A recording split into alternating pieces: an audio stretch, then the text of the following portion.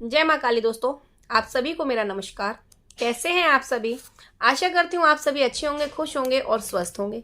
माता काली और बाबा भैरवनाथ की कृपा आप सभी पर बनी रहे। माँ आप सभी के अंधन के भंडारे भरती रहे। आज मैं आपके लिए वीडियो लेकर के आई हूँ माँ की सौम्य साधना का, जो आप बिना गुरु के भी कर सकते हैं। बहुत से बच्चे मुझे कमेंट करते हैं, जो मेरे सब्सक्राइबर हैं वो मुझे कहते हैं कि हमको कोई ऐसी साधना बताओ जो हम बिना गुरु के कर सके और उसके हमें अनुभव मिले और हम माँ की कृपा को महसूस कर सकें। तो उसी के लिए आज मैं यहाँ पर आपके लिए एक वीडियो लेकर के आई हूँ, जिसमें मैं आपको माँ के सौम्य स्वरूप की साधना दे रही हूँ। और अगर आपने श्रद्धा भक्ति भाव से इस साधना को किया नियम से, और जो नियम है उसी नियम पर अगर आप चलेंगे, अनुष्ठान वगैरह सारी चीजें करेंगे, तो फिर आपको माँ भगवती की कृपा प्राप्त हो जाएगी 100%। 100%। अगर अनुभव नहीं हो रहे हैं तो कृपा तो आपको 100% मिल जाएगी, और जब कृपा आ गई तो धीरे धीरे अनुभव भी आने लगते हैं। क्योंकि बहुत से बच्चे क्या जल्दी करते हैं कि गड़बड़ी कर देते हैं, पूजा पाठ करते हैं, साधना करते हैं, अनुभव नहीं होता, वो छोड़ देते हैं। कहते हैं भाई हमें कोई अनुभव नहीं हुआ, हमें इसमें मार्ग नहीं मिल पा रहा, तो हम छोड़ दे रहे, वो हार मान जाते हैं।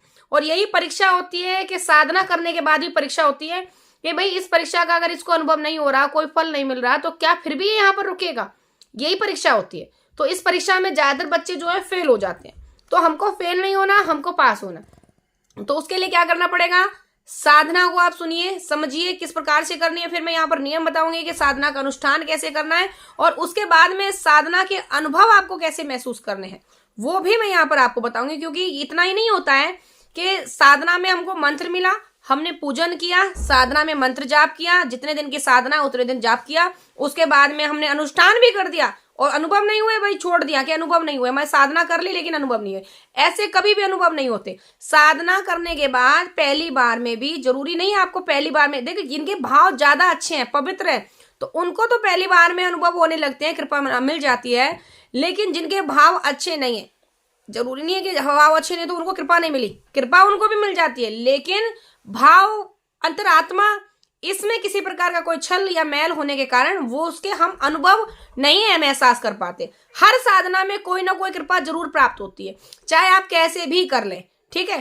तो उसमें कोई ना कोई कृपा हमको जरूर प्राप्त होती है, लेकिन उसके अनुभव हम नहीं कर पाते। वो क्यों नहीं कर पाते? इसी वजह, क्योंकि हमारे अंदर जो मलिनता होती है वो मलिनता हमारे आगे आ जाती है, इसीलिए हम ये चीजें महसूस नहीं कर पाते। ये हमारे सर पर एक सरसों के भार का अगर हम दाना रख दें तो क्या वो हम महसूस कर पाएंगे? कभी नहीं महसूस कर पाएंगे। तो उसी हिसाब से ये साधना के मंत्र जाप होते हैं कि जब हम साधना करते हैं तो उस समय हमको एक सरसों के दाने के ज्यादा ज्यादा 2 दानों के बराबर हमको कृपा प्राप्त हो जाती है। वो हमको महसूस नहीं होती, लेकिन धीरे धीरे इसको हम कंटिन्यू रखते हैं, तब हमें इसका एहसास होता है और कृपा प्राप्त होती है। तो हम आपको बता देते हैं कि देखो माँ भगवती की जो हम सौम्य साधना बता रहे हैं, इसको आपको कैसे करना है। ये साधना आपको रात्रि के समय करनी है। किसी भी शनिवार के दिन से आप ये साधना उठा सकते हैं, शनिवार या मंगलवार, किसी भी दिन से आप माँ की साधना को उठा सकते हैं। आपके पास गुरु नहीं है तब भी आप इस साधना को कर सकते हैं। रात को आपको 10 बजे नहा धो करके बैठ जाना है। अगर नहीं नहाने की क्षमता है तो नहा लीजिए, नहाने की क्षमता नहीं है तो फिर आप अपना जो है पवित्रता कर लें, अपने शरीर को चीन छिड़काव करके पवित्र हो जाएंगे। उसके बाद आपको यहाँ पर काले कपड़े पहनने हैं। काले कपड़े, काले नहीं है तो लाल भी चल सकते हैं, अगर काले लाल कोई भी नहीं तो किसी भी रंग के आप कपड़े पहन लीजिए, क्योंकि केवल आपका मन साफ होना चाहिए। आसन पर बैठ जाना, आप काले रंग का आसन आपको धारण करना है, या काला या लाल आसन आप ले लें, काला या कोई भी लाल आसन आप लेंगे, और दक्षिण दिशा की ओर आपको मुंह कर बैठना है। दक्षिण दिशा की ओर मुख करके बैठे आसन पर, माला अपने पास में रखनी है। उसके बाद आपको वहां पर गुरु का पूजन करना है, इष्ट भगवान का पूजन करना है।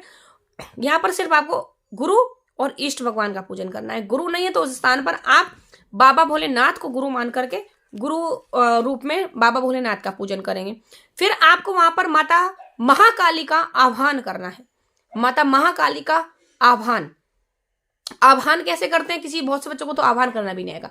आपको हाथ जोड़ना है, आंख बंद करनी है, माँ को ध्यान में लाना है और प्रार्थना करनी है, हे माँ भगवती, हे माँ महाकाली, आज मैं यहाँ पर आपके सौम्य स्वरूप की साधना करने जा रही हूँ, और अपना नाम, पिताजी का नाम, अपने घर का पता बोलना और बोलना कि यहाँ पर मैं आपकी साधना कर रहा हूँ, कृपा करके इस साधना के मुझे अनुभव प्रदान करें, भूल चूक गलती की माफी दें और यहाँ पर अपनी साधना के स्थान पर अपना स्थान ग्रहण करें। इस प्रकार से माँ भगवती की आपको वहां पर आह्वान करना, इस प्रकार से आह्वान होता है। अब आपको क्या करना है, आपको माता को सिंदूर अर्पित करना है, लौंग, इलायची, बताशे का भोग अर्पित करना है, बूंदी के 2 लड्डू अर्पित करने हैं, 2 या 5 लड्डू आप रख सकते हैं, अगरबत्ती और गुलाब का फूल अर्पित करना है। वैसे माँ काली को गुड़हल का फूल बहुत प्रिय है, तो अगर आप गुड़हल का फूल अर्पित करें तो अच्छी बात है। दूसरा, आप वहां पर सरसों के तेल का चौमुखा दीपक जलाएं, सरसों के तेल का चौमुखा आप वहां पर जलाएंगे। उसके बाद में आपको वहां पर माता काली को जोत पर लौंग और बताशे का भोग देना है। जोत पर आप माँ को लौंग बताशे का भोग दें, लड्डू का भोग दें। जोत क्या होती है, अग्यारी, कंडी पर जो उपले पर नवरात्रों में अग्यारी करते हैं ना, वैसी अग्यारी करनी है, उस पर लौंग बताशे का और बूंदी के लड्डू का भोग देना है आपको। फिर अपनी रुद्राक्ष माला आपको लेनी है, रुद्राक्ष माला से प्रणाम करना है। फिर उस माला से आपको भगवान गणेश का जाप करना है, ओम गंग गणेशाय नमः। फिर उसके बाद दूसरी माला आपको ओम नमः शिवाय की करनी है, भगवान भोलेनाथ की। फिर वहां पर आपको बटुक भैरवनाथ की करनी है, ओम बटुक भैरवाय नमः। अगली माला करनी है आपको गुरु मंत्र की। गुरु नहीं है तो उस स्थान पर आप भगवान भोलेनाथ की फिर से एक और माला गुरु रूप में करिए, ओम नमः शिवाय। उसके बाद में फिर आपको अपना जो साधना का मंत्र है वो मंत्र यहां पर करना है, 21 माला।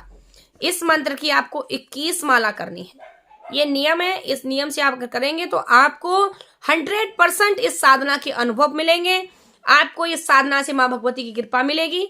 और जो यहाँ मंत्र मैं आपको बता रही हूँ, ये मंत्र आपको देख करके नहीं पढ़ना है, इस मंत्र को आपको कंठस्थ करने के बाद में लगातार मंत्र जाप करना है।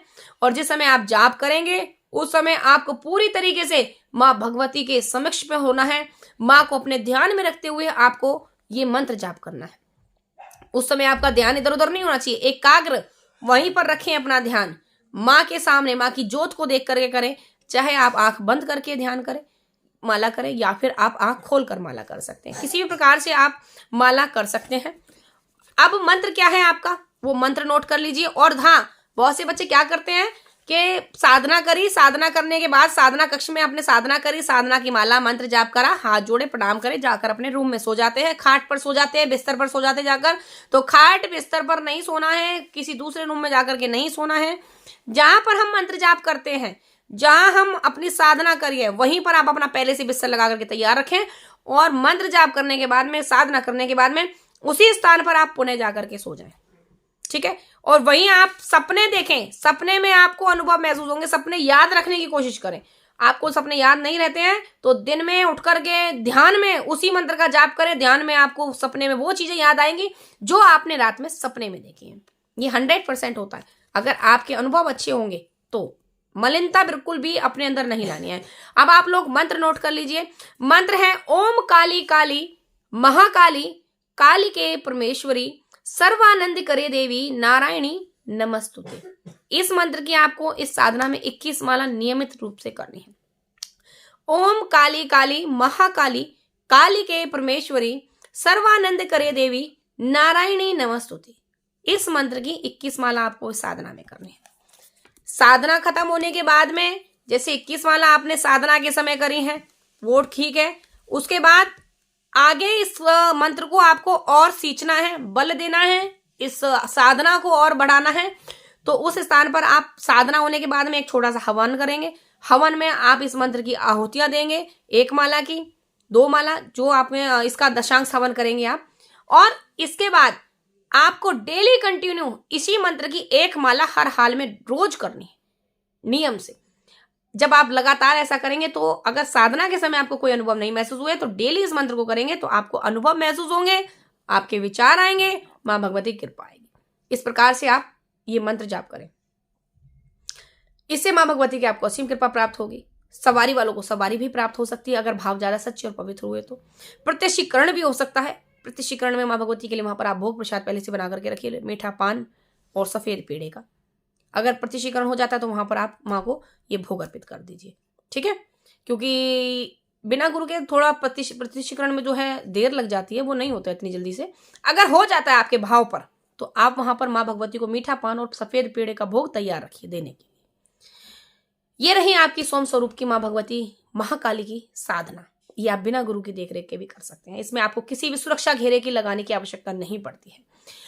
तो मिलते हैं आपसे ऐसी ही नेक्स्ट वीडियो में सीधी साधनाओं के बारे में ज्ञान के लिए और आपके जीवन से जुड़ी समस्याओं के समाधान के उपायों के बारे में। तो ऐसे ही वीडियो और प्राप्त करने के लिए चैनल को सब्सक्राइब जरूर करें। पहली बार आए हैं चैनल को तो सब्सक्राइब करके बेल आइकन को प्रेस कर दें ताकि आपके पास में हर वीडियो का नोटिफिकेशन पहुंच सके। और वीडियो अच्छा लगे तो उसको लाइक, कमेंट और आगे शेयर भी कर दें ताकि और भी माँ के भक्तों के पास ये वीडियो पहुंच सके। तो मिलते हैं आपसे नेक्स्ट वीडियो में, तब तक के लिए सभी को जय मां काली, हर हर महादेव।